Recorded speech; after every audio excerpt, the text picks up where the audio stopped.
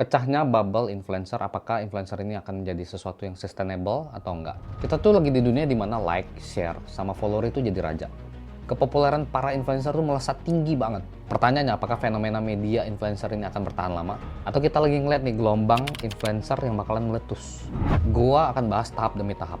Tapi tahapan pertama yang harus dilakukan adalah follow gua dulu sama save videonya, mana tahu kehapus. Jadi fenomena influencer sekarang itu biasanya menampilkan atau menunjukkan kemewahannya. Yang bikin kita tuh kayak nggak bisa berhenti scrolling ngeliatin mereka. Dari liburan mewah sampai kolaborasi yang disponsori sama brand. Jadi influencer tuh semacam bikin utopianya mereka sendiri. Yang jujur gue ngomong terlalu bagus untuk jadi kenyataan. Dan kita akan bahas ke tahap kedua, yaitu di balik layarnya mereka.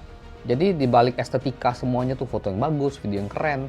Sebetulnya ada perjuangan yang terus-menerus mereka lakukan. Lo tau gak sih sebenarnya influencer tuh ngitungin like, pantau tingkat rate engagementnya mereka, dan kadang-kadang tuh mereka ngincar algoritma yang bikin kita pusing juga sebenarnya. Semua tujuannya supaya demi tetap eksis. Jadi di balik layarnya mereka tuh ada tekanan-tekanan yang tidak bisa digambarkan supaya mereka tuh buat ngeluarin citra kesuksesannya mereka, dan itu tuh harus terlihat senyata mungkin.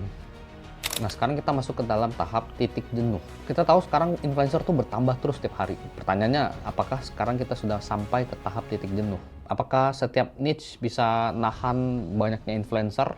Apakah setiap niche itu dibatasin? Banyaknya influencer nggak ada?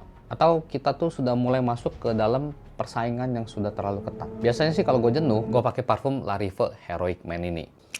Karena wanginya tuh bikin gue kayak merasa jadi seorang yang heroik banget. Wanginya cool banget. Kadang-kadang kita tuh butuh pelarian sesaat ya. Tapi kalau lu pengen jadi cowok yang cool dan heroik, gue saranin lu pakai parfum yang ini. Parfum ini tuh gue nggak bisa banyak ngomong lah. Yang penting kalau lu cowok maco dan memang gentle ngadepin titik jenuh lu pasti mau check out di keranjang kuning sebelah kiri gue. Ini ada hubungannya dengan parfum tadi. Parfum tadi namanya adalah heroik. Heroik itu adalah satu sifat yang dimana itu adalah keaslian dari seseorang. Nah di sini di dunia influencer kita butuh yang namanya keaslian. Zaman sekarang keaslian itu sangat-sangat dipertanyakan. Sekarang gue tanya ke lu, apakah followers gue atau followers influencer lain mulai ngeperhatiin nih di balik layarnya si influencer itu apakah semewah itu atau senyata itu atau sesukses itu? Dan para followers itu mulai minta hubungan yang lebih nyata dibandingkan sekedar cuman komentar di kolom komentar atau cuman like di kontennya mereka. Makanya kita sekarang masuk ke dalam tahap munculnya micro influencer. Apa bedanya sama mega influencer? Ya mega influencer mahal, makin populer karena daya tarik niche dan keasliannya. Lalu apakah ini tanda tren berubah? Apakah ini pertanda bahwa bubble influencer itu sedang diredistribusi supaya nggak ke arah sana?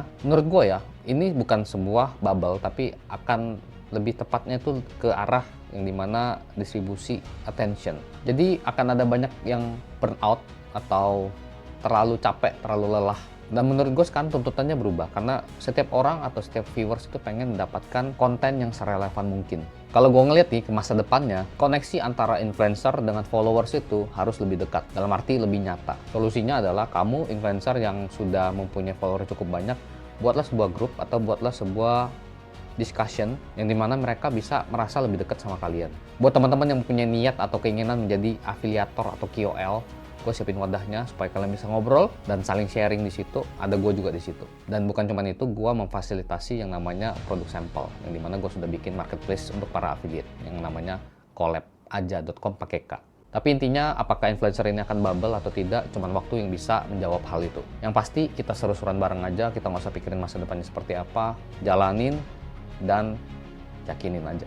Karena banyak kok gue ngeliat orang-orang yang pada ragu-ragu sekarang ketinggalan sama teman-temannya yang sudah jadi influencer mikro yang lumayan terkenal dan punya penghasilan yang cukup. Bagaimana menurut kalian? Coba komen di kolom komentar ya.